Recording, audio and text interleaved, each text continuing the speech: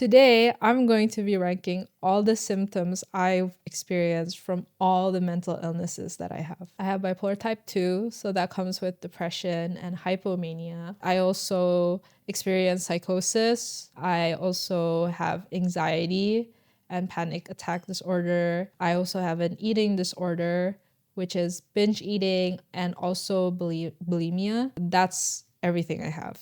S tier is like, I wouldn't wish this on my worst enemy. And D is like, you can live with it. You can learn to live with it. So the first symptom that I'm going to talk about is depersonalization. This is when you feel like you're not in your own body, or like you're seeing things outside of your like first person point of view. And I would put depersonalization probably in like D tier. It wasn't actually that bad. Like, it didn't really cause like a lot of distress for me. Like, it was actually kind of fun because like, I could see every situation from different perspectives. So like, if I'm having a conversation with someone, I can see it from a third person point of view and I have like a lot more insight. In terms of the experience itself, the personalization wasn't too bad. The second symptom is derealization, and I would put this one in S tier. Derealization is when the reality that you perceive and like what's actually real is like not aligning. This really played out in like how I perceive time, and that was hell. Like, I really fucking hated that one. It feels like 1 minute felt like a whole day. Like, I felt like I wasn't like gonna get out of this situation. I'm just gonna feel this bad forever and ever and ever. And yeah, that sucked. So the first symptom in the psychotic category, I would say, is auditory hallucinations. And I would put auditory hallucinations like B tier. I would put it in B because for me, I could kind of tell that it wasn't there in the beginning. Oh, okay, like it's a voice that's not there and I can kind of like shut it down. It gets really bad, especially when it's like combined with like paranoia and like visual hallucinations. It feels more like a side dish that if you add it on to the main dish, then it can really spice things up. It needs other things to make it actually like bad. And then the next one is obviously visual hallucinations, and I would put visual hallucinations in like S tier. Every time I have visual hallucinations, I was convinced it's real. That shit was scary because like I really believed whatever I saw. The next symptom is delusions. I would put it in A because like some delusions were kind of fun. Like so like I believed I was like the chosen one and I was like special. I'm like a prophet of God, and like that was kind of trippy, and it was kind of like a positive experience. But then on the other side, you can have really bad kind of delusions, like very negative one. Delusions on its own is like 50-50. But another type of delusion that I had like a lot, which is paranoid delusions, I would put that one in S because paranoid delusions, you're just scared the fuck out of your mind. I remember when I had paranoid delusions, I was like in constant fear and I had to like lock myself in the room because I literally thought I was like being chased or being like monitored. Like, you literally think everyone around you is like replaced and they're there to spy on you. So that's the type of delusion where I'm like, fuck that shit, like I can't deal with that. So the first mood based like symptom was depression. Like, compared to everything else, right? Like, I would put depression in like B. I wasn't like in danger, like putting myself in danger. I was kind of like listless and kind of like felt numb and all that kind of thing. If you compare it to everything else, it doesn't like debilitate me as much as the other symptoms. Don't get me wrong, it sucks. Like, I wouldn't want anyone to go through it, but like I feel like with depression, like you can kind of go through it and like get out of it, especially like in bipolar because it's just an episode. So I think like depression is more of like a side dish. It's not the main dish. It needs something else to make it worse for me compared to the rest. So the next one is mania, and I would put mania in S tier because mania equals all my psychotic symptoms, because like it's so like connected to all the other symptoms I put in like S tier and A tier. Without mania, I wouldn't have those symptoms. So like it's kind of like once mania comes, I'm like, fuck,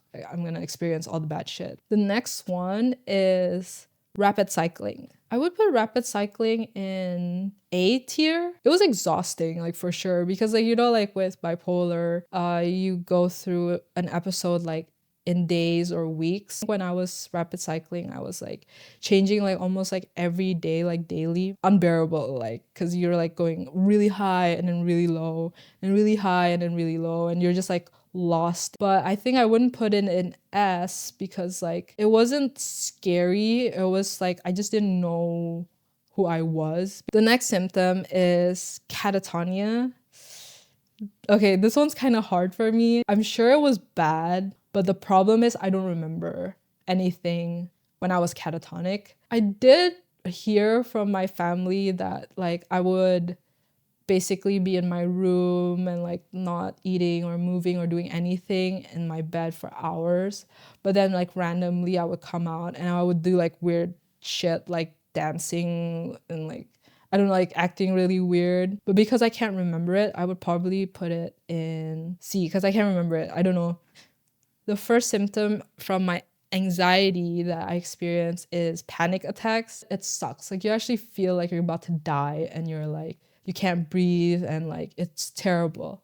But then like a part of me is like, it's not like constant because it's so inconsistent. Like, can you really put it in S tier? I guess I would put panic attacks probably more in A, because like when I experienced like the other symptoms like paranoid delusions, visual hallucination, derealization, that kind of stuff, like that was like consistent and it gradually got bad and like I needed like intervention. The next symptom from anxiety is intrusive thoughts. When your brain keeps telling you like a thought and you can't let it go. If I didn't lock my door and make sure the door is locked, then my whole house is gonna get robbed. I would probably put that in A tier as well. It's really bad, plagues the way you think, and it really controls how you like act. But it's something that I was able to like handle through like therapy and like really working on myself. Whereas like S tier is like you can't really therapy it out. Like you just need some treatment that works and stuff.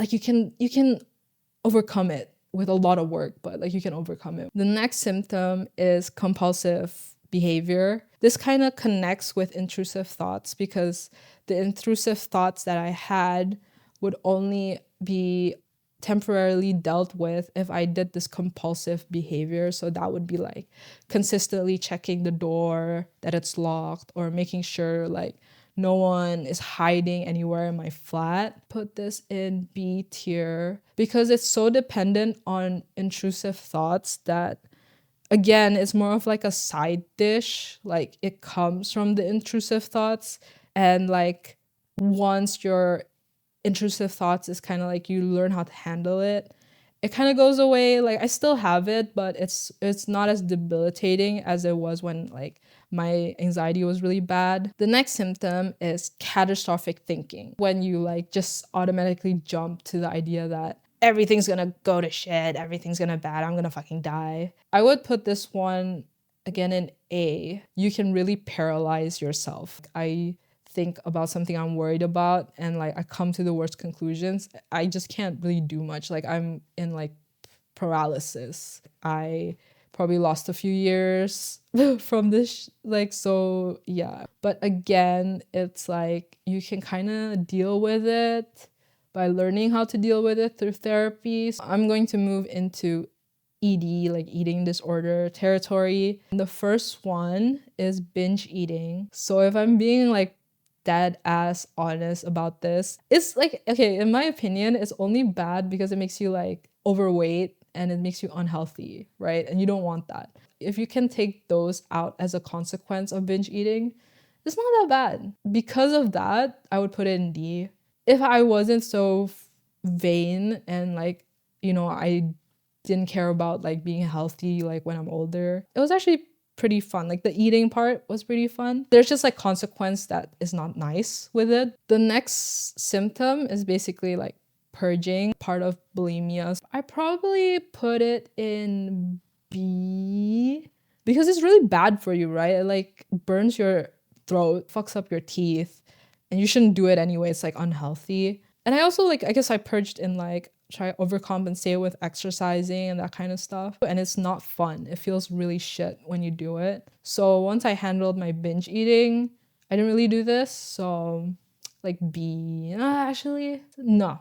I actually would put it in C. Like for me at least, it wasn't frequent enough for it to be like a really bad problem. And the last symptom is insomnia. Insomnia S tier. I can only legitimately sleep regularly because I take my antipsychotics and that sedates the fuck out of me. Before I had my antipsychotics, like I could not sleep. Like I was basically like awake for 3 to 5 days at a time, crash, sleep like for a whole day, and then the cycle repeats. Before my antipsychotics, I really could not sleep, and I was trying to remedy it with like alcohol and benzos, and it was just really bad. It really like fucks up your life. I honestly think my life trajectory has changed so much because of insomnia. So insomnia is definitely S tier because it's like one of those things that I can't fix with anything else but medicine, and it impacted and would still impact my life if unhandled. So yeah, that's like the ranking for everything that I have experienced. Let me know what you think about my ranking. Like if you have your own experience, I would love to hear it. Like just drop it down below. And I hope you give me a subscribe.